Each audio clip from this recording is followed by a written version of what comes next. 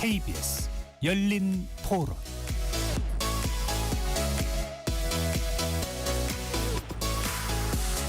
안녕하십니까? KBS 열린 토론 배종찬입니다. 이탈리아 밀라노의 하얀 설원 위로 대한민국 선수들의 뜨거운 도전이 이어지고 있습니다. 그런데 여러분, 요즘 올림픽 중계 어디서 보고 계신가요? 채널을 돌려도 경기가 안 나와서 당황했다는 분들이 많은데요. 전 국민의 축제였던 올림픽이 왜 우리 곁에서 조금씩 멀어지게 된 걸까요? 열독 패널들과 올림픽 열기가 예전 같지 않은 이유를 진단해 보겠습니다. 기차표부터 식당 예약, 병원 진료까지 이제 예약 없이는 일상이 돌아가지 않는 시대지만 이 효율적인 시스템의 부작용도 만만치 않습니다.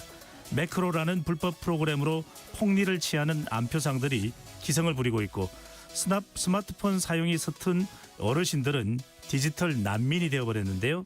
예약공화국의 현주소, 이어지는 2부에서 짚어보겠습니다. KBS 열린 토론 지금부터 시작합니다. 치열한 토론 속에서 더 나은 세상을 찾아갑니다. 올바른 세상을 만드는 첫걸음. 평일 저녁 7시 20분 KBS 열린 토론.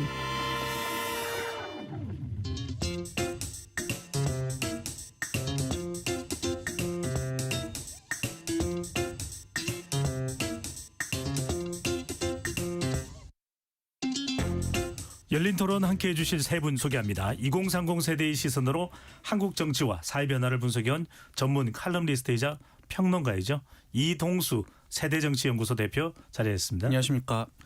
과학적 통찰을 바탕으로 사회와 인간 삶을 바라보는데 탁월한 시각을 지닌 학자시죠. 이종필 건국대 상어교양대학 교수 자리하셨습니다. 안녕하세요. 이종필입니다. 베테랑 기자죠. 우리 사회의 다양한 현안을 예리하면서도 다정한 문체로 기록해온 저자이십니다. 장일호 시사인 기자 함께합니다. 네, 반갑습니다. KBS 열린 토론 문자로 참여하실 분은 샵 9730으로 의견 남겨주실 수 있고요. 단문 50원, 장문은 100원의 정보 이용료가 붙습니다. KBS 1라디오의 모든 프로그램은 유튜브에서도 함께할 수 있으니까요. 많이 들어와 주시고 구독 꾹 눌러주시고 좋아요도 많이 보내주시면 좋겠습니다. 자, 1부에서는 올림픽 이야기를 좀 해야 되겠습니다. 밀라노 코르티나 담페초 동계올림픽 지금 열전에 열전을 거듭하고 있습니다. 자, 정말 대단했던 건 최가운 선수죠. 스노보드 여자 하프파이프에서 한국 스키 역사상 처음으로 금메달을 따냈습니다. 1차 실패, 2차 실패, 3차 기적 같은 역전. 정말 금메달이 아니면 이상하다고 했던 클로이 킴 한국계입니다. 물리치고 금메달을 따냈는데 세 분 어떻게 보시는지 먼저 이종필 교수부터요. 좀 깜짝 놀랐어요. 이게 그 하이라이트만 이제 봤는데 생방송으로는 못 보고 이게 그 최가운 선수가 그 사실 이전에 월드컵 대회에서도 계속 우승을 해가지고 굉장히 기대가 높은 상태였고 특히 그 주특기라고 할 수 있는 그 스위치백 라인이라는 기술이 남자도 하기 힘든 기술이라고 맞아요. 합니다. 네. 이게 그 주발이 아닌 다른 발로 진입을 해서 거꾸로 돌아서 900도를 도는 뭐 그런 기술이라고 하더라고요. 근데 그 1차 시기 때 이건 성공하고 두 번째 점프에서 걸려서 이제 넘어져서 한동안 일어나지 못하는 모습을 이제 그 제가 재방송으로 보면서 와, 이게 좀 큰 부상이 일어나는 거 아닐까. 조마조마했죠. 그 예전에도 예전에도 금메달을 목이 걸고도 절뚝절뚝했습니다. 제대로 걷지도 못했죠. 예전에도 이렇게 크게 허리 다쳐가지고 이렇게 꽤 이렇게 뭐 초심받고 뭐 이제 이랬던 경험이 있더라고요. 그래서 이 2차전 3차 시도는 이제 못하는 거 아닐까라는 생각을 했는데 그 중계진도 사실은 그렇게 다 예상을 했었는데 그 예상을 뒤엎고 굉장히 사실은 그 정도 되면은 어떤 그 좀 생명에 대한 공포감 이런 것도 느낄 법한데 그 모든 두려움을 극복하고 3차전에서 정말 거짓말같이 그것도 좀 기술 난도를 낮춰서 했는데도 그걸 완벽하게 소화하면서 90점이 넘는 엄청난 점수를 받아서 결국 금메달을 목에 걸었는데 예. 이게 그 해당 종목에서 최연소 금메달이라고 합니다. 만 17세 3개월이고 그 이전 기록이 이제 클로이 김 17세 10개월이었는데 네. 그리고 클로이 김이 올림픽 3연패를 지금 사실 노리고 있었잖아요. 그쵸. 그거를 또 저지한 거고 클로이 킴이 그 최가원 선수의 또 롤모델이었는데 네. 여러모로 정말 아주 전설적인 어떤 레전드 스토리가 만들어진 거 아닌가. 저는 그래서 이번 그 최가원 선수의 금메달이 올림픽뿐만 아니라 한국 스포츠 역사에 길이 남을 명장면이 되지 않을까 하는 생각이 네. 들었습니다. 7살 때부터 꿈꿔왔다 하면서 인터뷰를 하는데 저도 눈물이 나더라고요. 장혁 기자님 어떻게 보십니까? 이 최강원 선수 외에도 김상기엄 네. 선수 또 유승은 선수 또 임종원 선수까지 쇼트랙이에요. 자, 다들 뭐 메달을 따든 안 따든 우리 선수 정말 대단합니다. 어떻게 보셨는지요? 저는 뭐 메달 자체가 중요한 건 아닌데 재밌는 게 지금 메달이 한국이 4개인데 그중에 3개를 10대들이 땄더라고요. 그러니까 이게 뭔가 우리 10대들이 진짜 잘하고 있구나. 미래가 있구나. 이 우리 스포츠의 미래가 있구나라는 생각이 들었고 그 스노보드에서 동메달 땄던 그 유승은 보더 네. 같은 경우에는 개막 직전 날이 생일이었대요. 그러니까 본인의 어떤 생일 선물까지도 잘 챙긴 뭐 그런 것들이 있고 저는 뭐 이제 워낙 태극전사를 잘한다 이런 것보다도 또 하나 좀 이번 올림픽에서 꼭 짚어야 될 것 중에 하나가 그 우크라이나 선수가 스켈레톤 선수였는데 헬멧에 그 전쟁으로 죽은 사람들의 얼굴을 이렇게 새겨고 나왔는데 그게 이제 정치적인 메시지다라고 해서 IOC에서 금지하고 선수 자격을 실격했거든요. 그래서 그런 부분들도 좀 기억을 하면 같이 기억하면 좋겠다. 올림픽을 기억할 때 그런 얘기도 좀 드리고 싶습니다. 네, 정말 10대의 정말 질풍입니다. 대단한데 이동수 세대정치연구소 대표는 어떻게 보셨어요? 네, 저는 사실 이제 경기를 실시간으로 보지 못했거든요. 아무래도 시간대가 이제 새벽이잖아요. 못 봤는데 이제 오늘 아침에 일어나서 보니까는 그 온라인에서 이제 이런 글이 돌아다니더라고요. 한국 스포츠 특징 해가지고 찍으니까 이제 최강원 선수가 이렇게 나온 거예요. 근데 밑에 글이 이제 가끔씩 이런 불모지에서 괴물들 나온다.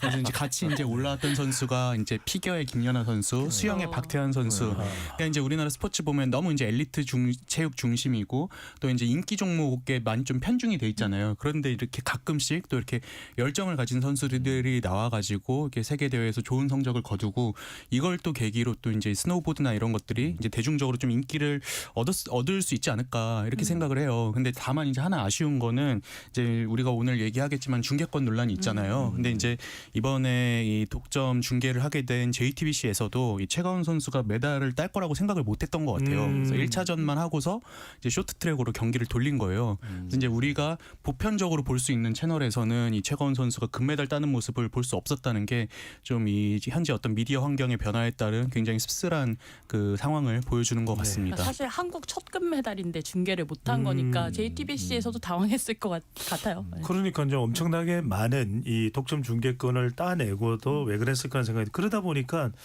이 교수님 이런 이야기가 나옵니다.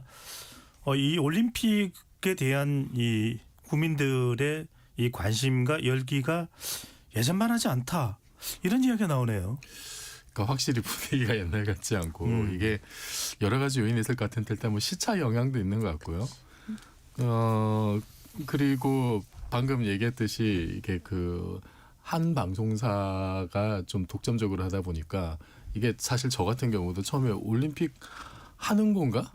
이런 생각이 들 정도로 뒤늦게 알 정도로 분위기가 안 떴고 그걸 또 느낄 수 있는 게 보통 올림픽이나 월드컵 시즌이 되면은 사실 뭐 새벽 경기가 있다더라도 동네 아파트에 엘리베이터를 타면 치킨 냄새가 진동하거든요. 그 기간 동안에. 근데 이번에는 그러지 않았어요. 치킨 냄새가 안 나더라고요. 그러니까 사람들이 그만큼 뭔가 야식을 먹으면서 경기를 즐기는 분위기가 좀 대중적으로 확산이 안 된 거 아닌가. 라는 생각이 좀 듭니다. 물론 이제 예전만큼 우리가 뭐 금메달 따는 걸로 국위선양 이런 시대는 아니긴 한데 그래도 역시 올림픽은 뭐 가장 큰 스포츠 이벤트고 그래서 갑자기 좀 이렇게 그 관심이 줄어든 거는 좀 아쉽다는 생각이 들어요. 예, 그 원인을 좀 하나하나씩 짚어볼까요?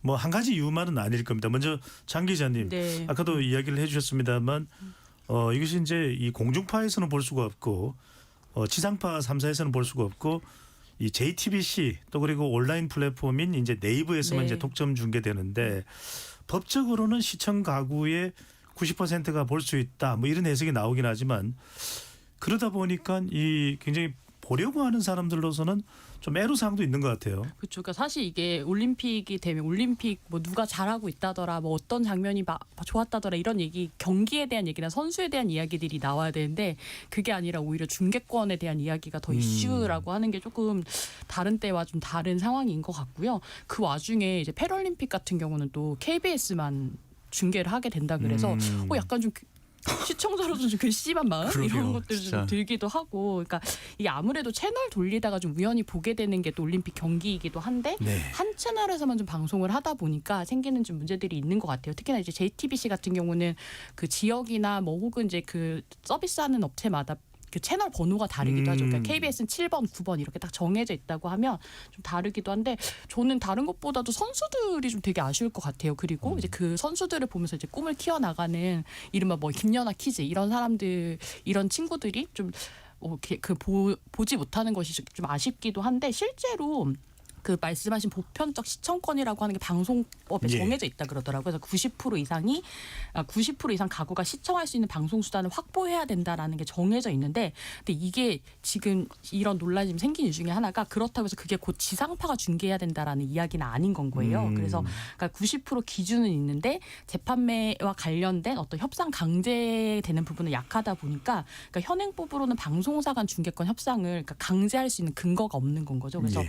이번에 이제 국회 업무보고에서 김종철 방송미디어통신위원장이 뭐 국민 시청권 제한적으로 이루어지고 있어서 유감이다 이런 이야기하면서 중계권 협상과 관련해서 제도 보완하겠다라고 이야기를 했는데, 그러니까 지금처럼 이제 특정 사업자가 단독으로 가져갔을 때 그리고 재판매 협상이 잘 되지 않았을 때 생기는 공백에 대해서는 사실상 지금 아무것도 없다라고 봐야 될 것 같아요. 네. 그렇습니다. 기술적 조건으로만 이제 90%라는 기준을 정해놓고 네. 있다 보니 실질적인 이 무료 접근성 자체가 좀 훼손되는 거 아니냐, 제한되는 거 아니냐 이야기가 나온 건데 이동수 대표. 이게 혹시 모르시는 청취자분들 계실 것 같아서 먼저 설명을 드리자면은 이제 기존에는 이런 스포츠 대회가 있을 때 방송 3사가 코리아 풀을 형성을 해가지고 공동으로 중계권을 구매를 해서 이제 같이 방송을 했잖아요. 예.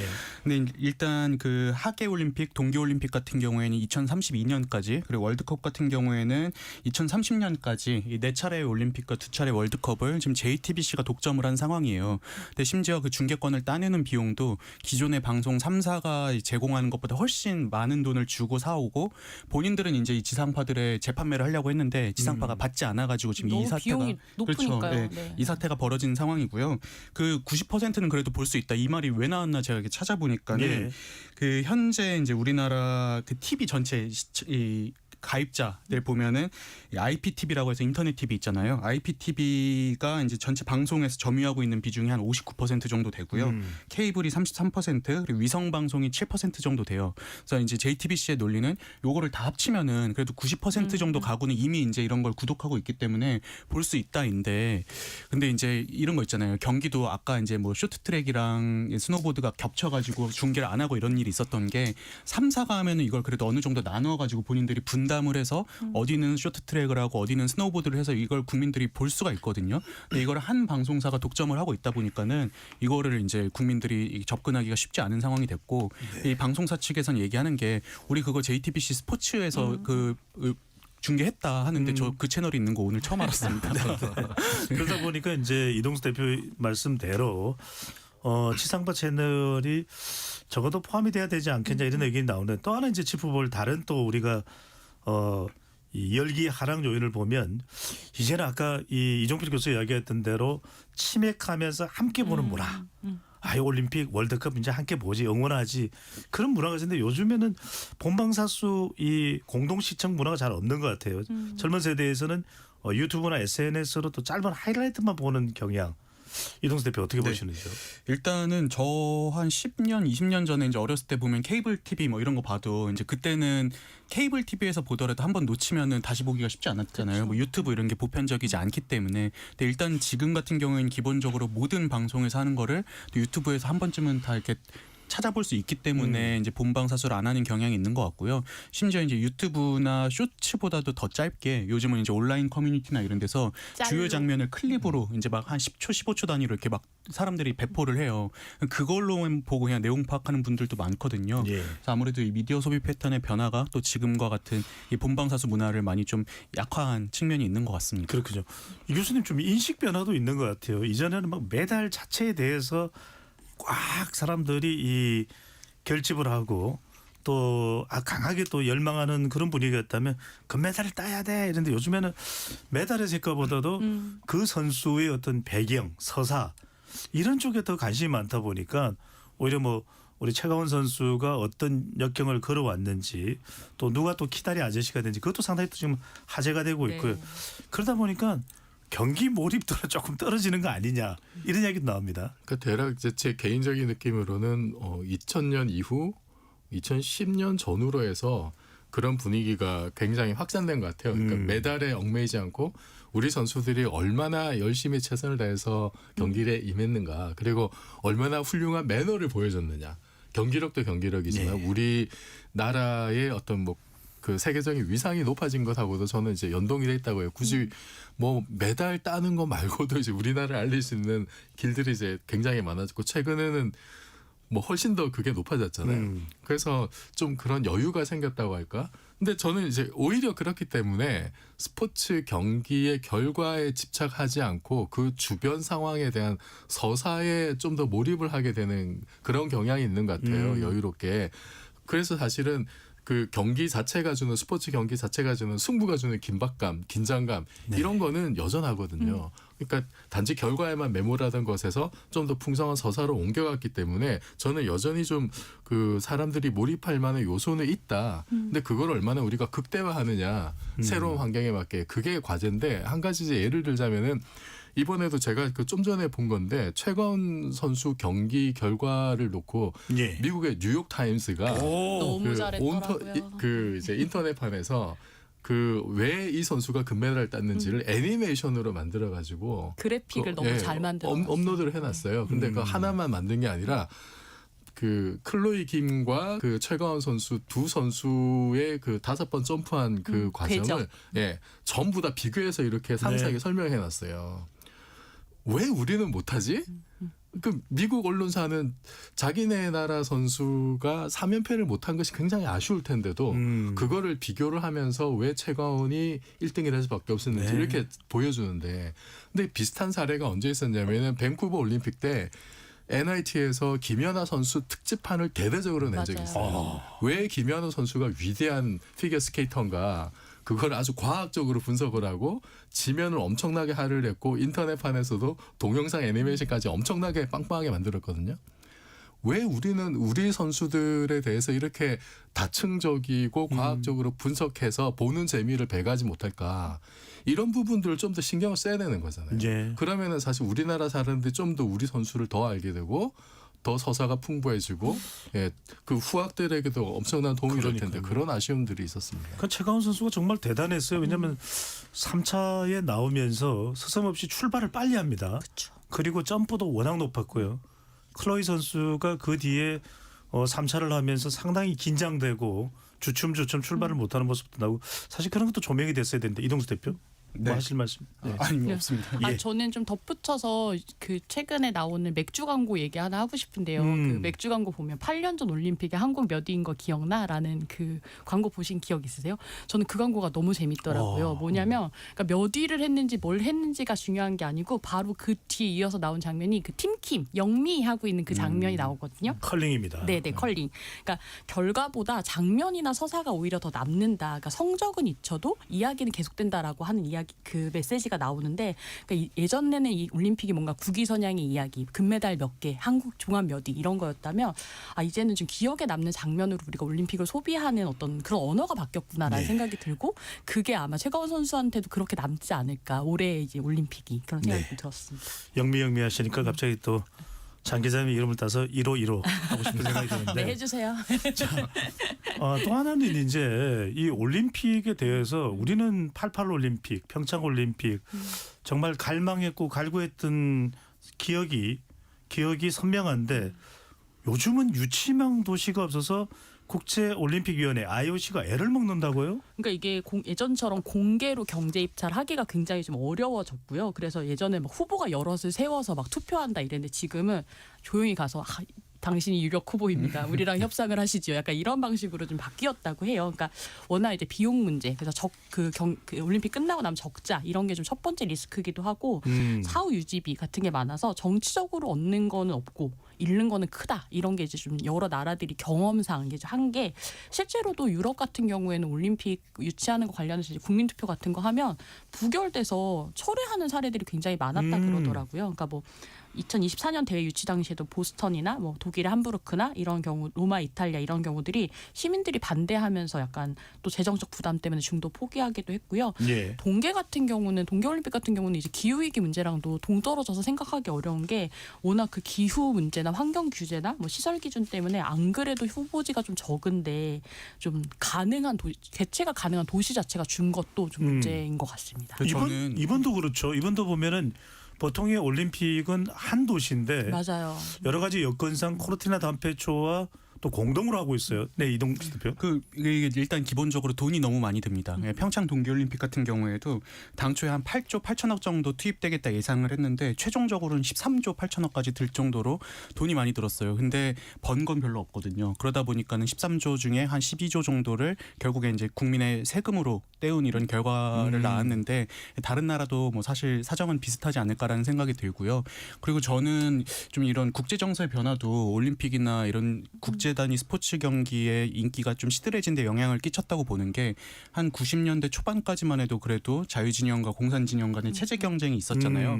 그때는 우리가 더 높은 성적을 저들보다 보여줘야 된다라는 그 사명 때문에 온 국가가 이제 좀 달려들었던 측면이 있는데 이제 세계가 이제 하나가 되고 나서는 좀 그런 경쟁 의식이 좀 약해진 측면이 있는 것 같아요. 네. 다만 이게 이제 2000년대나 2010년대까지 그래도 어느 정도 유지됐던 것처럼 보이는 거는 이제 기존의 선진국이 아니라 떠오르는 신흥국들에서 본인들의 어떤 역량을 보여주고 싶어 했거든요.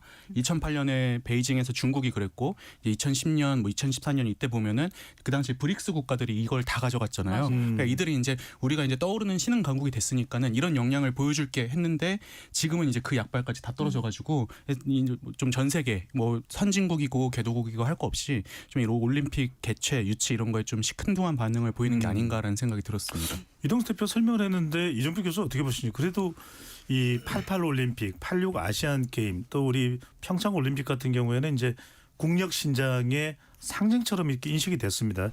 최근 들어서 올림픽 인기가 이렇게처럼 떨어진 또 이유를 또 설명을 해주신다면요. 그 88 올림픽이 가장 성공적이었던 뭐 그런 이유로는 일단 대회 자체를 굉장히 잘 운영을 한 것도 있지만 그 이전까지는 뭐 이제 84년 LA 올림픽 때는 이제 그 냉전 시대 때 반쪽짜리 올림픽으로만 열렸었잖아요.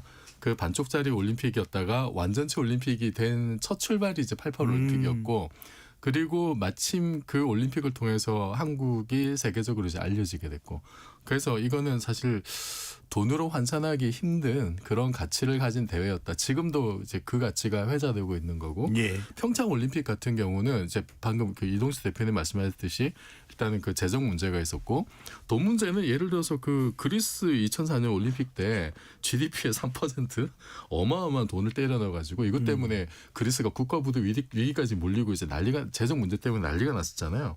그 이후에도 이제 재정 적자를 많이 봤는데 그 다른 올림픽들도요. 평창 올림픽 같은 경우에 이제 환경 파괴 문제도 상당히 이슈가 됐습니다.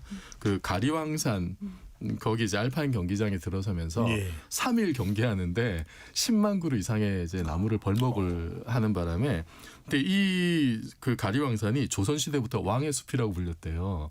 그래서 세종 때부터 사람 출입 금지하고 벌목도 금지하고 우리나라에 남아있는 최대 원시림 지역 중에 하나여서 산림 유전 자원 보호구역으로 지정이 돼 있었는데 그래서 원형복원 약속했지만 아직도 사실 좀 지켜지지 않고 그러니까 이왕 이렇게 경기장 만들었으니까 관광장 활용하든지 스포츠 시설로 이용하자라는 지역 주민과 스포츠계의 어떤 의견도 사실은 뭐 전혀 근거가 없는 건 또 아니거든요. 이렇게 한번 이렇게 좀 손대서 망가지면은 이제 복구하기 힘든 이런 면들도 있는데 근데 또 다른 면에서 평창 올림픽은 또 우리가 또 한번 봐야 될 게 그 평창 올림픽 직전에 북미 관계가 굉장히 험악했습니다. 트럼프하고 김정은이 서로 이제 핵버튼 누르니 많이 뭐 로켓맨 이런 얘기해서 이러다 한반도 전쟁 나는 거 아니야? 뭐 올림픽은 제대로 하겠어? 뭐 이런 공포가 엄청나게 있었는데 그 위기 상황을 올림픽 때 북한이 참여하는 쪽으로 극적으로 이게 방향이 틀어가지고 한반도 긴장을 완화하는데 굉장히 큰 어떤 기여를 하면서 이후에 이제 북미 정상회담까지 이어졌던 그런 게 이제 생각이 나요. 그래서 앞으로는 뭐 이걸 통해서 올림픽을 통해서 뭘 이제 돈을 벌거나 국위 선양하거나 이런 거는 이제 좀 기대하기 힘들고 방금 말씀드렸던 그 88 올림픽과 평창의 사례 이런 거를 좀 거기서 우리가 좀 부수적으로 얻었던 정말로 찐 올림픽 정신, 예. 스포츠를 통해서 평화와 화합을 이룬다라는 그 가치를 높일 수 있는 그런 대회를 좀 집중해서 그렇군요. 유치하는 게 어떨까 싶습니다. 이종필 교수가 이제 이 평창 올림픽 때의 가리왕산 알파인 이 스키 경기장 이야기도 했습니다만 또 이제 평창 올림픽은 평화 올림픽으로 이어졌으니까요. 동부가 정세에 상당히 기여를 했다는 평가를 받고 있는데 이른바 이제 재정 이야기를 안 할 수가 없습니다. 관리는 힘들고 상당히 이제 이 유지비만 많이 든다 이렇게 해서 쓸모없는 애물단지가 된다라고 해서 하얀 코끼리 현상 보기는 좋은데 실제로는 애물단지다 이런 이제 이야기를 하게 되는데 그런 경기장들이 역대 많이 있었나 봐요. 뭐 멀리서 찾을 필요도 없고요. 우리나라 이제 평창 동계올림픽 했잖아요. 근데 이제 뭐 예를 들어서 월드컵 대비해서 뭐 축구장 짓는다 이런 거는 그래도 평소에 이제 축구하는 사람들이 많다 보니까는 쓰잖아요 어느 정도. 근데 이 실제로 종목에 참여하는 분들이 많지 않은 종목들 예를 들어서 썰매 종목이 대표적일 텐데 예. 우리가 이제 동계올림픽을 앞두고 평창에 슬라이딩 센터라는 그 썰매 경기장을 지었어요. 거기서 이제 윤성빈 선수나 뭐 스켈레톤 팀 같은 윤성빈 선수라든지 아니면 봅슬레이 팀이 이제 거기에 참여를 했었는데 이 경기장을 짓는데 한 1,140억 정도가 들었다고 합니다. 근데 문제는 이 경기장에 얼음 얼리는데 한 번 얼리는데 한 2억 원 정도가 든다고 해요. 그리고 연간 관리비만 해도 별도로 한 12억 원 정도가 들고 그래서 평창 동계올림픽 끝나고 이 경기장을 안 쓴 거예요. 심지어 이제 윤성빈 선수나 우리나라 그 당시에 이제 그 메달 땄던 뭐 봅슬레이 팀 같은 경우에도 이 올림픽 끝나고 한 번도 여기서 훈련을 한 적이 없다고 합니다. 결국에 이것도 혈세 낭비로 이어질 수밖에 없는 부분인 거죠. 그렇군요. 관리비가 워낙 많이 드니까 참 고민입니다. 올림픽은 또 유치를 해야 되겠고 또 개최해서 하자니 비용은 너무 많이 들고 그래도 장기전이 뭐 잘 된 경우도 있을 거 아니겠습니까? 아주 옛날로 좀 거슬러 올라가면 좀 전에 이종필 교수님 말씀하셨던 84년에 로스앤젤레스 같은 경우는 이때는 기조 자체가 뭐 새로운 경기장을 짓지 않겠다 이게 전략이었다고 해요. 그리고 이제 그 대회 수익 자체를 청소년 어떤 스포츠 지원재단으로 연결하는 그러니까 수익이 생기면 미래 세대를 키우는데 쓰겠다라고 하는 재원을 확실하게 어떻게 쓰겠다라는 그 계획이 있었고요. 92년 바르셀로나 자체 때도 그러니까 도시 전체의 어떤 전략의 일환으로 올림픽을 사용한 게 그러니까 시설 자체보다 도시 재생을 겸하겠다라고 하는 이제 그런 거를 일종의 좀 성공 요인으로 계속 어필을 했던 것이 있었고 좀 가까이는 2012년에 런던인데 여기도 사전에 이제 경기장 부지를 앞으로 어떻게 쓸 것이다 뭐 공원, 주거, 일자리, 상업시설 이런 거를 굉장히 미리 계획을 다 해가지고 사전에 제시를 하고 그러니까 끝나고 나면 어쩌지 이게 아니라 끝나면 우리 이렇게 쓸 거야라는 게 이미 다 설계된 상태에서 경기장을 짓는 건 거예요. 그러니까 이게 종합해 보면 새로 경기장 짓는 거를 최소화하고 기존 시설은 최대한 이용하고 그다음에 대회 전에 나중에 어떻게 쓸지에 대한 것들을 좀 확정해 두는 것, 그러니까 운영 주체든지 재원이라든지 용도라든지 이런 거를 그러면서 또 도시 계획하고 좀 결합해서 한 도시들이 그나마 조금 후폭풍이 적었던 것 같아요. 그 경기장도 그런데 저는 그 생각도 나요. 우리 도쿄올림픽 얼마 전에 할 때 골판지 침대 가지고 막 전 세계가 막 조롱을 했잖아요. 근데 되돌아서 생각해 보면은 그 선수촌에 막 침대나 이런 것들도 안 쓰면 결국에 다 폐기 처분을 할 텐데 오히려 그때 이제 일본이 좀 현명하게 대응한 게 아닌가라는 생각이 들었고 실제로 그 다음에 열린 파리 올림픽 같은 경우에도 골판지 침대를 쓰더라고요. 그래서 저희가 좀 경기장 짓는 것도 그렇지만은 이렇게 선수들이 사용하고 뭐 미디어에서 이제 활용하는 그런 그 뭐 용품까지도 이제 좀 우리가 좀 친환경적으로 그리고 이 뭐라고 해야 되나요? 그 재생 가능하다고 해야 되나요? 그런 식으로 좀 쓸 수 있는 쪽으로 갔으면 좋겠다는 생각이 들었습니다. 아니 이동수 대표 말씀하신 김에 우리가 이제 올림픽의 열기가 좀 가라앉은 게 뭐 중계의 이유도 있을 테고 또 하나는 이제 유치도 좀 시들해졌다라는 이런 환경적 요인도 있을 텐데 개인적인 이유도 좀 있지 않을까? 이제 워낙 먹고 살기 바쁘다 보니까 굳이 내가 뭐 올림픽까지 또 챙겨봐야 돼. 또 다양한 또 스포츠들이 많은 그런 이유도 있을 테고 개인적으로 좀 이런 걸 볼 만한 뭐 경제적인 심리적 여유가 부족하다 이것도 이유가 될까요? 그 이제 뭐 그런 기사들 종종 보이더라고요. 제가 실제로 그런가 해서 이걸 한번 찾아봤어요. 소비자 심리 지수라고 해가지고 이제 소비자들이 이제 경기에 대해서 생각하는 이런 뭐 감정들을 지표로 나타낸 게 있거든요. 근데 이제 그 결론부터 말씀드리자면은 경기랑은 큰 상관은 없는 것 같습니다. 지금 소비자 심리 지수는 111인데요. 2022년에 베이징 동계올림픽 때는 103이었고 2018년 소치, 2018년 평창 때는 109 정도였어요. 비슷하네요. 그러니까는 예, 그냥 큰 차이는 없는 것 같아요. 근데 제 생각이 그럼 왜 갈수록 이 올림픽에 대한 인기가 줄어드나 했을 때 뭐 경기가 나빠서 이거보다는 오히려 대체제들이 많아서 그런 게 아닌가라는 생각이 들어요. 다른 볼거리나 그러니까요. 볼거리가 많아요. 예전에 한 10년 전, 뭐 20년 전만 해도 우리가 유튜브 같은 게 별로 없을 때니까는 그러니까는 이 TV에서 올림픽 같은 거 틀어주면 다 그냥 봤잖아요. 근데 요즘은 이미 뭐 TV 자체를 잘 안 보는 시대고 또 온라인에서는 볼 게 너무 많다 보니까는 이 올림픽에 대한 주목도가 떨어지는 게 아닌가 싶습니다. 아니 그리고 이제 민생이 힘들수록 스포츠가 힘이 된 경우가 또 많잖아요. IMF 때 박세리 선수나 박찬호 선수 선전하는 모습 보고 모든 국민들이 상당히 큰 희망을 얻었었는데 저는 이번에 최강원 선수도 그렇고 그 스노보드의 그 김상겸 선수도 그렇고 거의 지금 이 두 분 같은 경우에는 기적이란 말이 따라 붙더라고요. 최강원 선수의 스토리는 영화나 드라마로 이렇게 만들면은 너무 어이없는 스토리라고 욕을 들어올 정도로 진짜 기적의 스토리인데 이런 거 보면서 좀 팍팍한 삶에 굉장히 좀 청량제 같은 그런 한 줄기 희망도 되지 않을까 싶습니다. 네.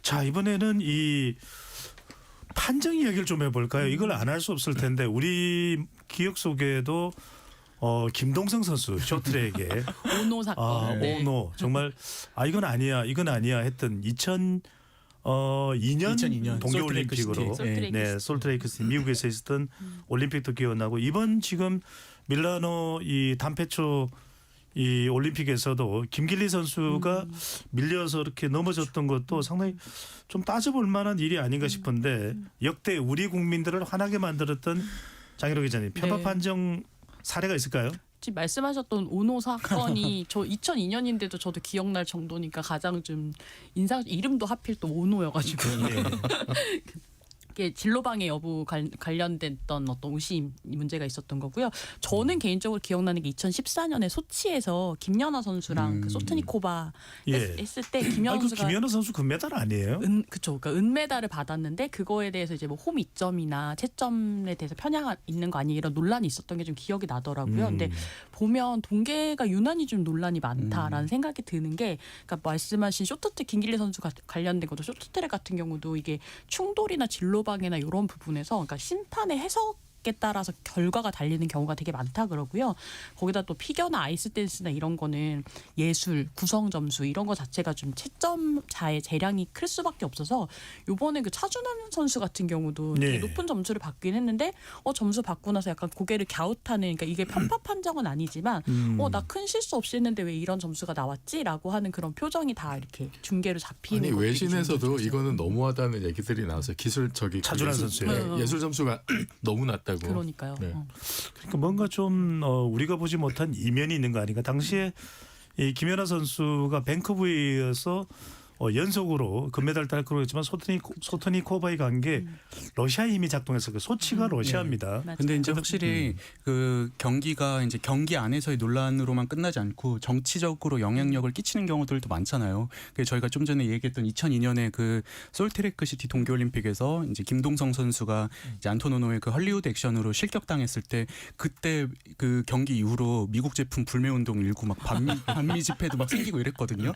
근데 이거를 제가 요즘 20대 친구들한테 얘기하면 이해를 못하는 거예요. 아니 무슨 옷이 하나 했다고 무슨 미국 제품을 불매 운동하느냐 하는데 그 시절이 사실은 젊은층에서 이 미국의 어떤 패권주의 이런 거에 대한 반감이 굉장히 거세던 차에 또 이 사건도 일어나니까는 이제 또 그게 큰 반미 정서를 일으켰던 그런 때가 다시 올까 싶긴 합니다. 그 연장선에서 보면은 그 지난 그 2022년 베이징 동계올림픽 때 그때 쇼트트랙에서 참 어마어마한 그런 좀 편파 판정 논란이 있었잖아요. 이거는 한국인들 보기에는 그렇죠. 아니 화면으로 뻔히 진로 방해하고 우리 선수 몸에 터치하고 막 이런 게 보였는데 그 우리나라뿐만 아니라 다른 나라 선수들도 굉장히 손해를 많이 받고 멀쩡하게 경기 다 했는데 돌려봐 심판들이 다시 돌려보더니 페널티 먹여서 중국 선수만 다 올라가고 그래서 그때부터 한국에서도 반중 정서가 상당히 높아졌었거든요. 그래서 아니 미국하고 중국하고 러시아는 자 핵무기 가진 강대국들인데 뭘 이렇게 스포츠에서까지 이런 식으로 다 먹으려고 하는지 좀 화가 나기도 합니다. 그때 2022년 베이징 동계올림픽에서 쇼트트랙 우리 국민들이 하나 하면서 유행했던 표현이 있어요. 눈 뜨고 코 베이징. 네네. 그런 얘기가 나올 정도로 많은 분들이 베이징으로 가겠다는 이야기도 많이 했었어요. 참아야죠. 뭐. 자, 장 기자님 정리해 주시는 김에 네네. IOC는 무슨 또 그렇게 부패가 많습니까?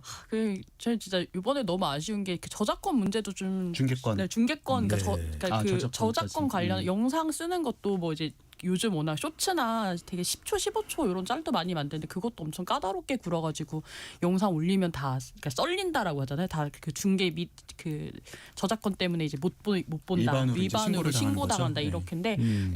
좀 자기 눈에 들보나 일단 좀 잘 봤으면 좋겠는 게 개체시 유치 관련한 로비나 뭐 뇌물 의혹 늘 항상 이게 얘기들이 많이 있었고요. 그리고 뭐 대회 준비 운영 과정에서 뇌물 담합 의혹 같은 것들 기억하시는 것들 많으실 텐데 가장 크게 가까이 이제 2020년 도쿄 올림픽 때도 일본 유치 그 위원회가 IOC 위원 측에 약 한 20억 원 정도 규모의 뇌물을 건넸다 이런 걸로 이제 수사를 받기도 했고 당시 이제 일본 올림픽위원회 회장이 사퇴하기도 했던 그런 기억들도 아마 많이들 나실 것 같아요. 네. 네. 그 이런 것들이 발생하다 보니까 올림픽을 순수한 축제라고 안 보고 뭐 권력과 돈의 비즈니스 아닌가 뭐 이런 이야기도 나오는데 참 그럴 때는 공정한 세계 이 스포츠의 재전이라고 이야기하면서도 화가 나기도 하더라고요. 8625님께서는 이런 이야기를 해주셨네요. 올림픽에서 이제 점수도 AI가 채점하면 어떨까요? 그게 오히려 제일 공정할 것 같습니다, 진짜. 하지만 AI도 인간 네. 뭔가 정보를 제공해야지 그걸로 학습하는 거 아닙니까? 네. 그래도 뭐 차준환 선수나 김연아 선수 같이 억울한 사례는 좀 줄어들 것 같아요, 확실히. 네. 이 교수님은 오늘 차준환 많이 화났나 봅니다. 네. 자, 그래도 우리는 이 올림픽의 정신만은 또 잊지 말아야 될 것 같습니다. 그리스에서 이 아테네에서 올림픽이 열릴 때만큼은 당시에도 전쟁을 중단했다라는 그런 이야기도 있을 정도니까요. 바로 이 시간에도 아직까지 많은 경기가 남아 있습니다. 이탈리아 코르티나 담페초에서 최선을 다하고 있는 우리 국가대표 선수들, 또 제2의 최가원 선수, 또 이제 막 컬링 경기도 남아 있고요.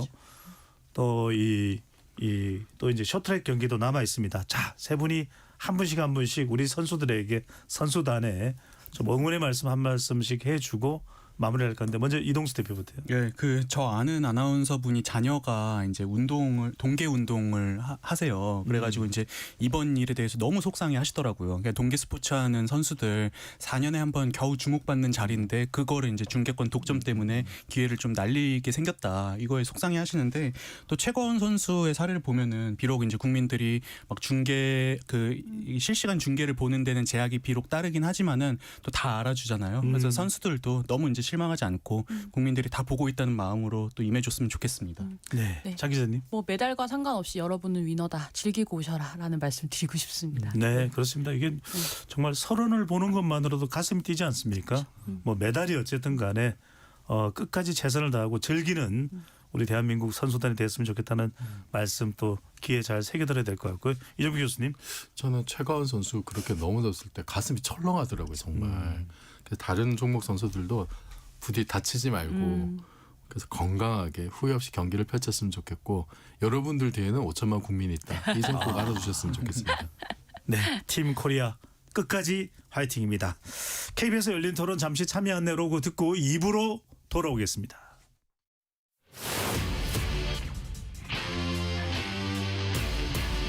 토론에 정답은 없습니다. 토론이 세상을 바꿀 수도 없습니다. 하지만 질문은 새로운 세상을 만들 수 있습니다. 질문으로 올바른 세상을 만드는 첫걸음 KBS 열린 토론.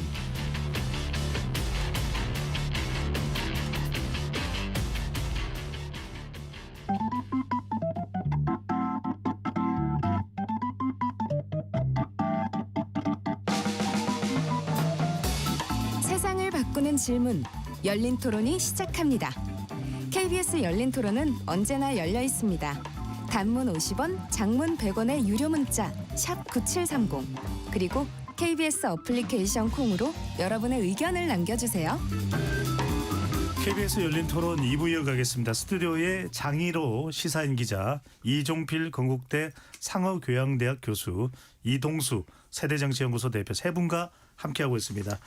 2부에서는 앞서 오프닝에서도 말씀드렸듯이 예약공화국의 현주소 민낯에 대해서 이야기를 좀 해봐야 될 것 같습니다.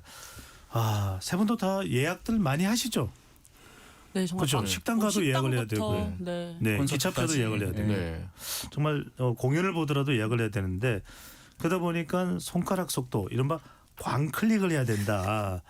그래서 부모님께서 어떤 공연을 보러 가고 싶어도 하시더라도 이 누가 이 손가락 속도가 빠른가가 효도의 척도가 되었다는 말이 나올 정도인데 온라인 예매 쏠림 현상 이게 뭐 이제 안표도 나오고 워낙 또 예약을 하기 어렵다 보니까 사회적 문제로까지 대두되고 있어요. 이종필 교수님 일단 어떻게 보고 계시는지요? 이제 내일 모레면은 설 연휴인데요. 저는 명절 때마다 이렇게 그 부산 가는 기차표 구하는 게 고역입니다. 명절 내려가시는군요. 네네네. 그래서 항상 이렇게 화면을 여러 개 띄워놓고 하행편, 상행편 이렇게 계속 정말 광클을 해야 돼요. 그러면은 뭐 기본적인 옵션이 매진인데 열심히 정말 아무 생각 없이 하다 보면은 어쩌다 한번 뜹니다. 네. 그 순간을 잘 노려야 티켓을 구할 수 근데 있어요. 이게 얼마나 많은 시간과 자원을 네. 쏟아야만 네. 기차표 한 장을 구할 수 있는 네, 거잖아요. 굉장히 그 기차값보다도 더 비싼 노력이 필요하고 다행히 이제 이번에도 이제 무사표를 잘 구하기도 했는데요. 그리고 저는 이제 혼자 움직이니까 상관없는데 가족이 있으면 그것도 쉽지 않을 것 같아요. 그리고 최근에 경험한 사례는 그 식당 예약을 하려고 이제 전화를 했어요. 예. 전화를 했는데 그래서 언제 몇 명 좀 예약 부탁합니다 그랬더니 그 전화 받으시는 분이 전화로 예약하지 말고 온라인으로 다시 예약을 하라는 예약 거예요. 어플 안내해주죠. 네, 맞아요. 예약 앱으로. 네. 그래서 저는 그게 이제 잘 이해가 안 되더라고요. 지금 전화해서 바로 지금 그러니까. 예약하면 되는데 이거를 끊고 다시 앱을 열어서 좀 심한 경우에는 본인 인증까지 해야 되고 그런 번거로운 절차를 거쳐서까지 예매를 해야 되나? 예약을 해야 되나? 이제 이런 생각이 들었어요. 그러니까 온라인 예약을 하는 게 편하자고 하는 일인데 오히려 더 불편해진 거죠, 이게. 그게 뭐 업체에게 더 이득이 있어서 그런지는 모르겠는데 그러니까 뭐 그분 말로는 온라인으로 다시 예약을 하면 그러면은 뭐 웰컴 드링크를 무료로 준다라고 하는데 저는 그 웰컴 드링크 필요 먹는 없다. 것보다 그 귀찮음을 안 했으면 좋겠어서 그게 그래서 아마 그냥 근데 가게 입장에서는 관리 창구를 하나로 만들겠다는 생각이었던 뭐 것 같아요. 그랬을 것 같긴 전화로 해요. 받았는데 네. 온라인으로 또 들어오면 안 네. 되니까는. 그럼 네. 아예 이제 전화를 차단을 해놓고 네. 예약은 뭐 온라인으로 가능하다라고 이제 공지를 하든지 했으면 좋았을 텐데 좀 그런 경우도 좀 있었습니다. 그러니까 지금 이종필 교수님 말씀처럼 여기서 이제 더 나가면 화가 날 수도 있는 겁니다. 이미 그래서 화가 자주 납니다. 아니 그 뭔가 장 예약? 기자, 예. 장 기자님 이 온라인 예매 쏠림 현상, 이게 온라인 예매 쪽으로 다 집중되는 이런 현상 어떻게 보시는지요? 그러니까 이게 또 문제가 뭐냐면 예약하고 나면 그 예약한 시간에 맞춰서 내 다른 일정들이 조정되는 거예요. 그러니까 뭐 이게 어떤 그 앞뒤 시간을 쓰는 것이 오로지 이제 예약과 관련된 것들을 중심으로 일정이 짜이게 되는데, 그러니까 지금 거의 온라인 예매가 사실상 유일한 옵션이 된 거거든요. 그러다 네. 보면 구조적으로 당연히 배제되는 사람이 생길 수밖에 없고, 그러니까 키오스크 논란이랑 비슷한 것 같아요. 그러니까 접근하기 불편한 사람들 혹은 디지털 격차 이런 것들이 기회 격차로 이어지는 거고, 뭐 말씀하신 대로 저희 어머니만 해도 마찬가지인데 하다못해 택시 부르는 것도 제가 오히려 서울에서 어머니 저희 춘천 맞아. 사시는데 서울에서 필요하면 서울에서 앱을 열어서 불러드리거나 아니면 서울에서 음식을 배달시키거나 이러는 것들도, 그러니까 스마트폰, 인증, 결제, 어플리케이션 이런 거에 익숙하지 않은 사람들 아예 접근 자체가 불가능한 거거든요. 그러니까 이게 단순히 불편하다의 얘기가 아니라 기회가 없다라는 이야기랑도 연결되는 것 같고, 온라인 쓰는 사람들 보면 뭐 이제 미리 예매하는 거, 선 예매하는 거에 뭐 약간 할인 준다거나 얼리버드 이런 거에 할인 준다거나 아니면 뭐 쿠폰을 준다거나 이런 것도, 그럼 디지털에 접근할 수 없는 사람은 결국은 오프라인에서 더 많은 비용이나 시간을 쓸 수밖에 없는 거거든요. 예. 시간이나 이동에 있어서 추가 부담을 하는 거고, 그러니까 이 제도 설계 자체가 비용을 소비자한테 전가하고 있다라고 봐야 되는 거고. 누군가는 또 소외될 수밖에 그쵸. 없다라는 네네. 맹점이 있는 건데 이동수 대표는 네. 또 온라인 잘 사용할 수 있는 연령대나 또는 세대에서는 우린 익숙하고 편한데 이렇게 생각할 수도 있을 것 같기도 하고요. 근데 뭐 익숙하긴 한데 문제는 저도 그런 것 같아요. 그냥 예약이 경쟁자가 많아서 예약이 힘든 것과 그리고 이제 그 참여하는 기술과 방법을 몰라서 아예 그 경쟁 자체에 진입하지 못하는 건 큰 차이가 있다고 생각을 하는데 예컨대 이제 저희 얘기 나왔던 뭐 기차표 예매도 그렇고 그래 한국 시리즈 시즌 될 때마다 항상 이 어르신들은 너무 슬퍼요. 야구를 보고 싶어도 볼 수 네. 없다 이런 얘기 나오잖아요. 그래서 저는 그러니까 예약 경쟁이 치열한 건 어쩔 수 없는 거죠 우리가. 근데 이제 그 경쟁에 참여조차 못하는 분들을 배려할 필요는 있지 않나라는 생각은 계속 듭니다. 그러네요. 구멍이 여전히 있을 수 있다라는 거. 그래서 이 교수님, 그러니까 어르신분들은 아무래도 IT 이용에 있어서 잘 또 내용을 충분하게 파악 못할 수도 있고 또 그만큼 속도가 또 빠르지 않을 수도 있는데 그러다 보니까 이제 요즘에는 웬만한 유명 트롯 가수의 뭐 나훈아다, 조용필이다, 남진이다. 다 이게 이 부모님들은 보러 가기를 원하시는데 이게 만약에 예약에 성공하면 성공한 자녀를 둔 분이다. 효자, 효녀다. 뭐 이런 이야기까지 나옵니다. 일종의 오프라인 창구가 계속 없어지는 게 이런 분들을 좀 소외하는 거 아니냐 이런 지적이 나오네요. 네, 효도의 기준이 임영웅 콘서트 티켓을 구할 수 있느냐 그렇습니다. 마느냐 네. 그렇게 바뀌었다고 하더라고요. 예. 근데 저만 해도 뭐 저도 이제 나이가 좀 많긴 합니다만 어디 가서 키오스크 이렇게 뜨면은 굉장히 당황스러울 때가 있어요. 일단 메뉴 구성이나 이런 게 직관적이지 않고 너무 복잡해요. 그래서 당황스러워서 땀 삐질삐질 흘리고 있고 뒤에 사람들 사람 줄 기다리고 서있으면 있으니까. 예, 젊은 친구들 눈치 보이고 나도 이제 나이 들었나 이런 생각이 드는데 저보다 더 연세가 높으신 어르신들은 정말 두려울 것 같거든요. 근데 지금 방금 말씀하셨던 그런 뭐 이런 콘서트나 이런 거는 좀 그러니까 최악의 경우에 그냥 안 봐도 그만인데 근데 지금 이제 뭐 명절 때 교통편이라든지 아니면은 그 이제 병원 같은 경우에 요즘은 대형 병원에서도 미리 사전에 뭐 온라인에 이런 걸 해야 되는 경우가 많은데 이거는 굉장히 필수적인 사안들이잖아요. 특히 이제 어르신들 같은 경우에는 이게 그분들에게 좀 더 편의를 드려야 되는 어떤 그런 인프라인데 오히려 지금 처음 접근권부터 엄청난 장벽이 생기는 거니까 이거는 우리가 지하철에도 그 경로 우대석 같은 걸 만드는 나라에서 이거는 좀 신경을 써야 되지 않을까 하는 생각이 듭니다. 그러니까 왜 이런 걸 놓치고 있을까요? 장 기자님 네. 어떻게 생각해 보면 상식적으로 노인 전용 쿼터제 또 전화 예매 활성화 왜냐하면 전화로 또 할 수밖에 없는 분들도 계실 그쵸. 테니까요. 장애인들도 그렇고. 그러니까요. 네. 이런 점이 빠져 있는 이유 그것도 좀 궁금하네요. 그러니까 이제 뭐 일정 비율 현장 판매를 하거나 혹은 이제 말씀하신 대로 전화로 예매하거나 혹은 오프라인에 전용 그 티켓을 판매하는 시간대 같은 것들을 운영하는 거를 저는 좀 강제할 필요가 좀 있다라는 생각이 들고요. 그러니까 이게 그 임영웅 콘서트도 말씀하신 임영웅 콘서트도 가면 그 공연장 앞에 20, 30대 자녀들이 진을 치고 있거든요. 그러니까 근데 좋은 점도 있어요. 왜냐하면 20, 30대 자녀들이 앞에서 기다리니까 이들이 기다릴 수 있는 대기석도 만들어줘요. 근데 이제 아이돌 콘서트를 경험했던 사람들은 가수가 콘서트 한다고 이렇게 뭔가 대기석까지 만들어주는 걸 경험하지 못하니까 그게 또 좋은 선순환이 돼서 다른 아이돌을 공연할 때 막 그런 대기석 같은 것들도 만들어주고 그러거든요. 근데 제가 얼마 전에 조카가 아이브 팬이어가지고 초등학생 조카가 아이브 팬이어서 갔는데 거기는 또 엄마 아빠들이 20, 30대 엄마 아빠들이 그 앞에서 이렇게 줄을 서 있더라고요. 그러니까 이게 본인들이 티켓팅을 못하는 사람들에 대한 배려가 전혀 없다 보니까 그걸 다 그 자녀 아니면 부모가 해야 되는데 가족이 없는 사람은 그럼 어떡하죠? 저는 자식이 없는데 나중에 제가 공연 보고 싶은데 나는 딸이 없고 아들이 없어서 내가 보고 싶은 가수의 티켓을 구해줄 수 없다면 너무 슬플 것 같은 거예요. 근데 그래서 이제 뭐 저나 장희로 기자님은 콘서트 보러 일본에 종종 가거든요. 근데 일본은 우리랑 좀 시스템이 달라요. 일본에 콘서트를 보러 예, 가신다고요? 뭐 이제 뭐 네. 동방신기나 샤이니 막 이런 이제 콘서트 보러 가요. 벌써 근데 너무 옛날까지네요. 동방신기나 샤이니. 뭐 저희 세대가 있잖아요.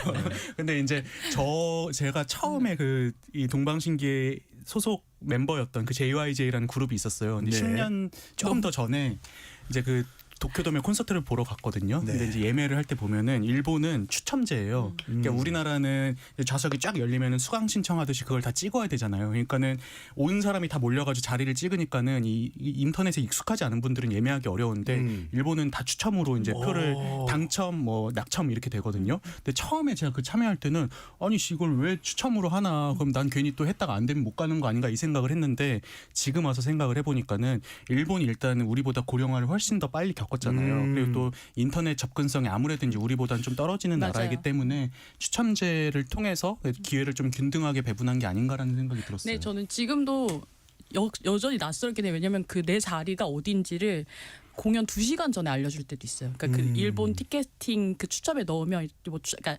당첨됐다 아니다는 사전에 알려주는데 그게 아니라 내 자리가 대체 어딘가에 대한 바코드를 받는 게 2시간 전에 오고 이러거든요.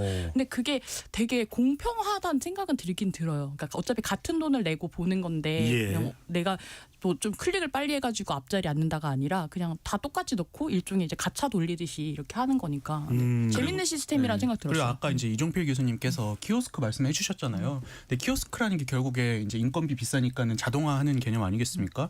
근데 저는 자동화를 꼭 디지털로 해야 되나 이런 생각이 드는 게 이게 뭐 일본에선 많긴 한데 제가 이제 그 얼마 전에 그 시코쿠 섬에 이제 마츠야마라는 그 지역이 있어요. 거기 네. 공항을 가니까 우동집이 하나 있어요. 근데 우동집에서 주문을 어떻게 받냐면은 표 자판기로 받는 거예요. 맞아. 그러니까 이제 제가 뭐 동전이나 지폐를 놓고 뭐 무슨 우동 이렇게 자판기처럼 누르면 이렇게 표가 나와가지고 그걸 내면 이제 그 우동을 수령하는 거거든요. 근데 이런 거는 사실상 키오스크잖아요. 근데 이제 어르신들도 간편하게 이용할 수 있지 않을까. 우리가 굳이 막 디지털 키오스크를 쓸 필요가 있나 싶습니다. 중간에 들어오시는 분은 우리 이동수 대표가 여행 유튜브 생각하시는데 세대정책연구소 대표고 이러다 보니까 예약 피로감 때문에 뭔가 예약 없이 뭔가 할 수 있는 그냥 자충우돌하면서 하는 건 어때라는 취지에서 기획된 프로그램이 있습니다. 인기입니다. 유튜브 예능 프로그램인데 풍향고 네. 풍향고가 예약 없이 무작정 떠나고 보는 방식인데 인기가 있어요. 어떤 이유로 봐야 될까요, 이종표 교수님? 저도 이게 그 예전에 유튜브 웹 예능으로 시즌 1이 있었다는 걸 처음 알았어요. 이게 보니까 바람 따라 간다 이제 이런 의미더라고요. 풍향고가. 저는 처음에 무슨 고등학교 동네문인 줄 알았는데. MBTI J이신 교수님 보시기에 너무 괴로운 콘텐츠 아닙니까? 네, 저는 저렇게는 절대로 여행을 못할 것 같아요. 그냥 아무 계획 없이 예약 없이. 근데 이제 보는 사람 입장에서는 내가 당하는 게 아니니까 아 요즘 시대에도 저렇게 여행 다닐 수 있구나. 그런 아날로그 감성 그리고 뭐 나이대도 저랑 조금 멀지 않은 것 같고 다만 이제 그 대가로 돈을 많이 써야 된다는 거. 그러니까 그 이제 프로그램에서도 보면은 그냥 아무런 숙소도 예약을 안 하고 가더라고요. 그러면 현장에서 바로 이렇게 잠자리를 구해야 되는데 그러면 당연히 비싼 거밖에 없겠죠. 그렇죠. 그래서 돈을 많이 썼다라는 얘기들 그 출연자들도 얘기를 하던데 그러니까 아 이게 세상에 공짜는 없구나. 이게 사실 그 풍양고가 인기를 얻는 이유 중에 하나가 지금까지 무슨 관찰 예능이나 이런 것들은 여행을 간다라든지 이러면은 이미 다 세팅이 돼 있고 유명한 연예인들은 셀럽으로서 이렇게 뭔가 대접받고 가서 편하게 그냥 놀다 오는 거 아니냐. 그래서 굉장히 괴리감을 많이 느꼈었는데 예. 풍양고는 그게 아니라 보통 사람들보다 더 개고생하는구나. 네, 여기서 뭔가 좀 약간의 어떤 카타르시스 내지는 동질감을 느끼는 게 있는 것 같아요. 그런데 방금 말씀드렸듯이 그렇게 하는 데는 돈이 많이 든다는 거. 이거는 또 좀 괴리감이 느껴지긴 했습니다. 근데 또 한편으로 생각해 보면 예약 없이 또 각본 없는 여행일 수도 있는 것이고 그런 또 예측 불가에서 오는 여행에 또 예상 못한 즐거움도 분명히 있을 것 같기도 하고 뭐 비용 차이가 나봐야 얼마나 차이가 안 날까 많이 나긴 할 것 같아요.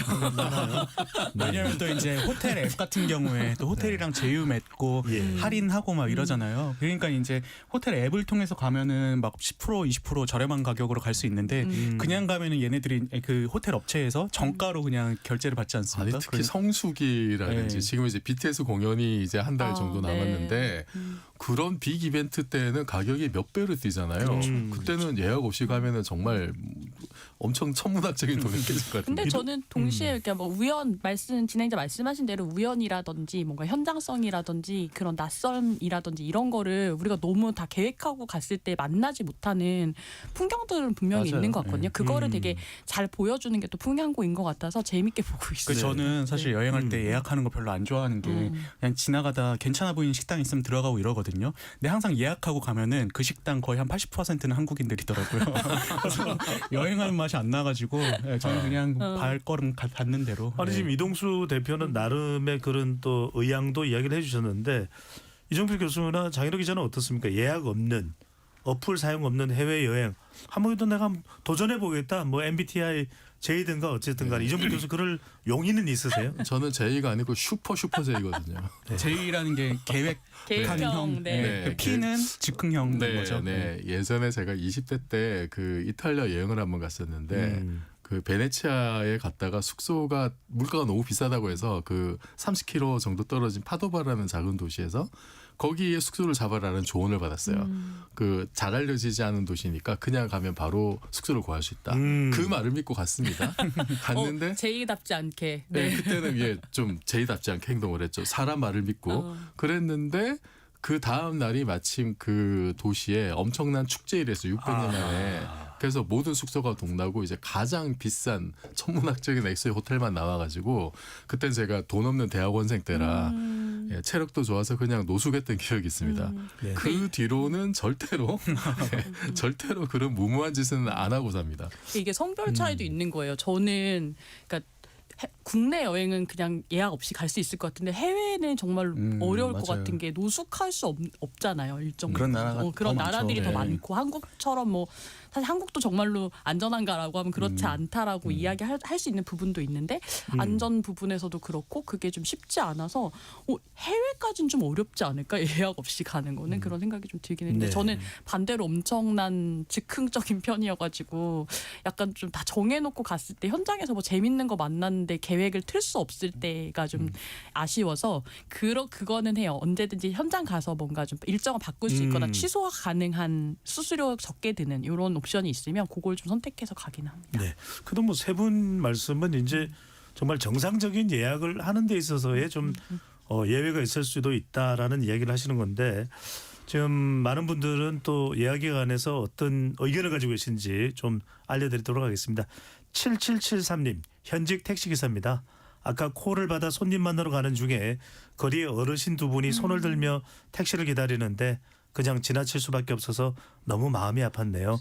우리 부모님 같아서 더 섭섭했네요. 5600님 저는 커피를 많이 마시는데 키오스크를 할 줄 몰라서 길거리에 500원 넣는 자판기를 이용합니다. 황정연님 키오스크를 좀 가독성 있게 좋게 만들면 좋겠어요. 글씨가 너무 작고요. 확대할 수 있는 기능도 좀 넣고요. 한서희님 키오스크 한 군데 겨우 배웠는데 매장마다 다 다르네요. 이런 어려움들이 있습니다. 자 그런데 문제는 이 예약을 일종의 범법행위화하는 것. 또 암표가 존재합니다. 온라인 예매에서 가장 큰 문제점이 바로 자동 입력 프로그램인 매크로를 이용한 암표입니다. 아니 일반인들은 아무리 해도 표를 못 구해요. 이동수 대표 이거 네. 얼마나 심각한 문제인가요? 이게 이제 아무래도 우리나라 티켓팅이 이제 인터넷을 통해서 그 자리를 구하는 시스템이다 보니까는 이제 암표상들이 매크로 시스템을 이용해 가지고 대량으로 표를 구매해서 이제 그걸 되파는. 매우 비싼 값에 되파는 그런 일들이 비일비재하게 벌어지고 있는데요. 대표적으로 가수 성시경 씨 인기 많잖아요. 연말 콘서트마다 다 이제 매진이 되는데 지난해 말에 논란이 됐어요. 그래서 성시경 콘서트에서 암표상이 10만 원짜리 티켓을 200만 원에 이제 되팔아 가지고 논란이 됐는데 매니저분이 참 대단한 분인 게 본인이 이제 표를 구하는 팬인 것처럼 이제 위장을 해가지고 암표상을 이렇게 찾은 거예요. 그래가지고 이제 암표상이 파는 그 티켓의 예매 정보 이런 것들을 파악해가지고 해당 티켓을 막 무효화해서 이제 또 화제가 많이 됐었습니다. 근데 이제 워낙 이런 일들이 지금 비일비재하게 벌어지고 있고 논란이 커지다 보니까는 이 국세청에서 17개 전문 암표 업자에 대해서 세무조사에 또 착수를 했다고 해요. 성시경 콘서트 전후로 해가지고 그래서 이제 이 암표상을 대상으로 한 세무조사는 이번이 처음이라고 하는데 이게 어떻게 보면은 그 많은 그 사람들의 기회를 박탈하는 행위인 거잖아요. 전 이거는 좀 정부가 개입할 필요가 있지 않나 싶습니다. 네. 실제로 그 유명한 아이돌 콘서트 같은 경우에는 그 콘서트 예매일 앞두고서는 대리로 티켓팅 해주겠다라는 안내도 되게 많이 올라와요. 그러니까 이제 그게 아마 매크로 업자들일 것 같은데 우리가 이미 표를 이만큼 확보하고 있으니까 그 일종의 수고비를 주면 티켓팅에 네가 원하는 뭐 구역 좌석까지는 아니어도 구역 정도는 해주겠다라고 하는 식으로 해서 그러니까 일종의 이런 창조 경제가 있나요?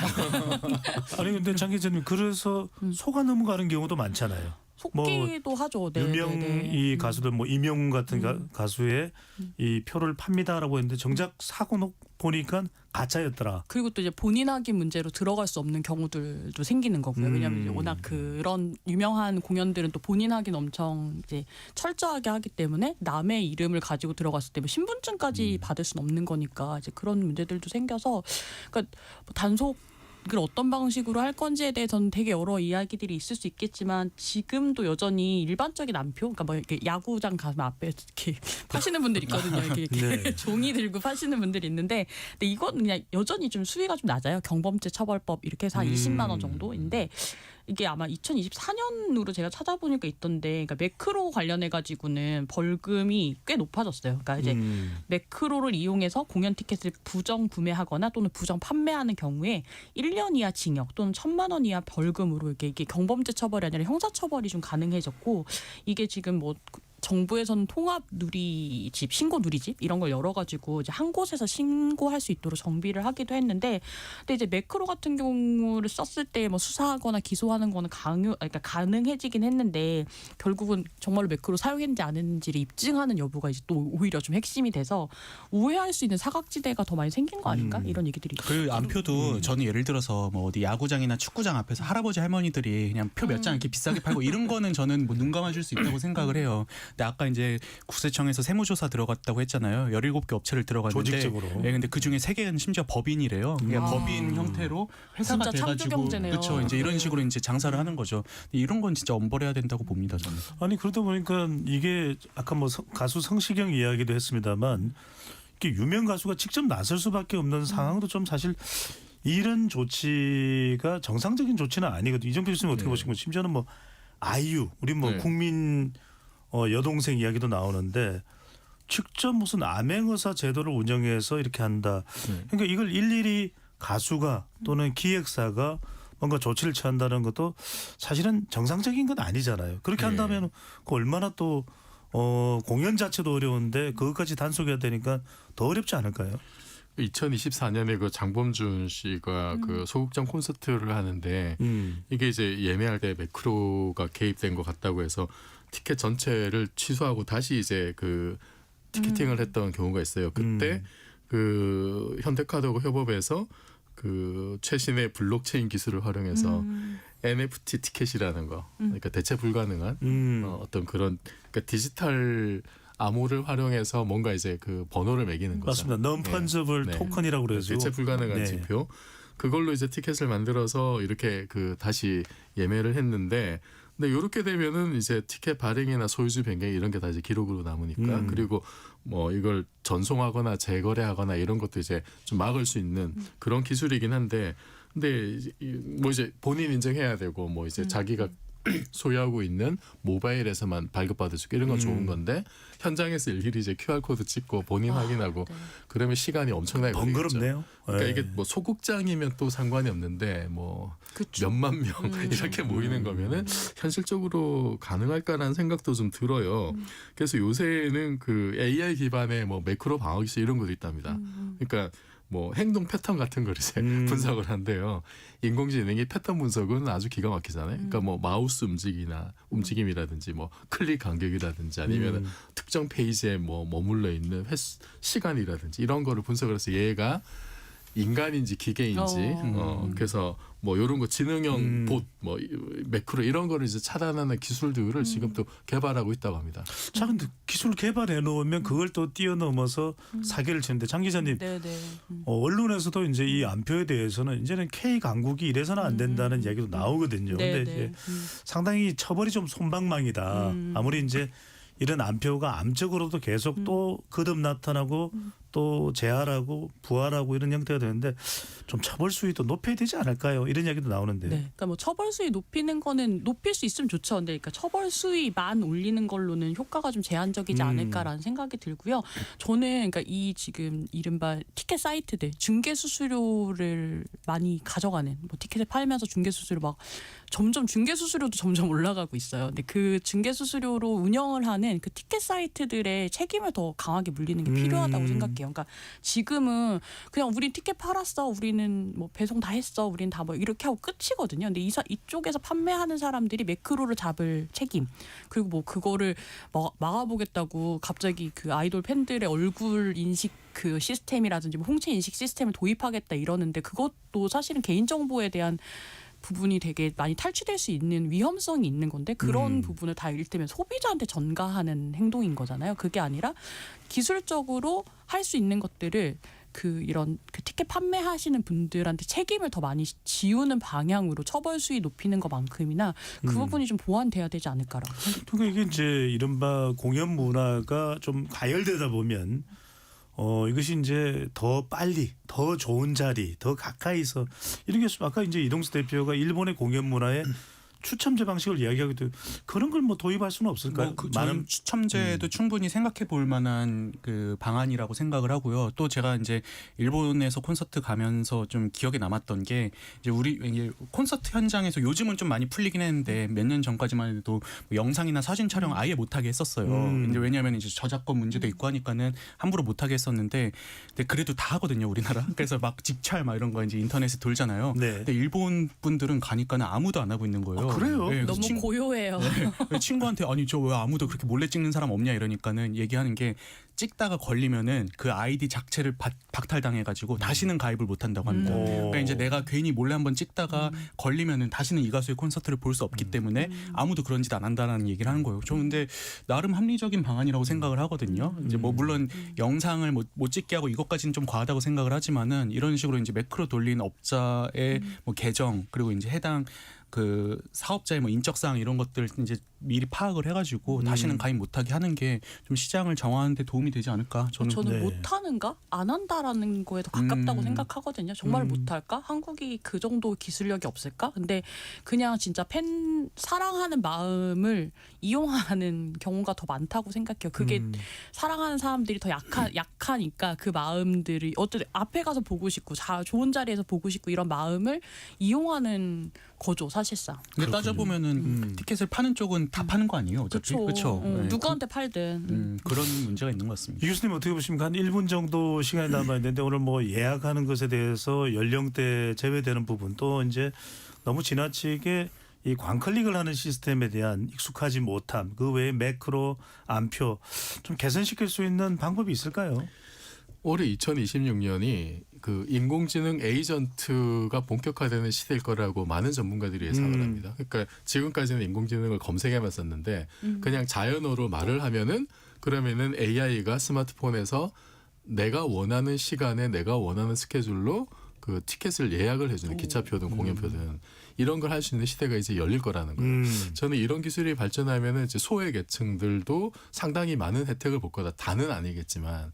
그러면은 문제가 그 더 뛰어난 에이전트를 가진 사람들이 표를 또 이렇게 다 휩쓸어가는 상황이 생길 거고 그래서 앞으로는 이 AI가 공격하고 AI가 방어하는 이런 시대가 바로 내일 모레 이제 벌어질 것 같아요. 그래서 방금 우리 장 기자님 말씀하셨듯이 업체에서 좀 더 이런 그 나날이 발전하는 공격 기술에 맞선 그런 새로운 방어 기술들을 적극적으로 도입해야 될 것 같습니다. 알겠습니다. 좀 더 합리적인 그런 제도가 될 수 있도록 머리를 또 지혜를 맞대면 좋겠습니다.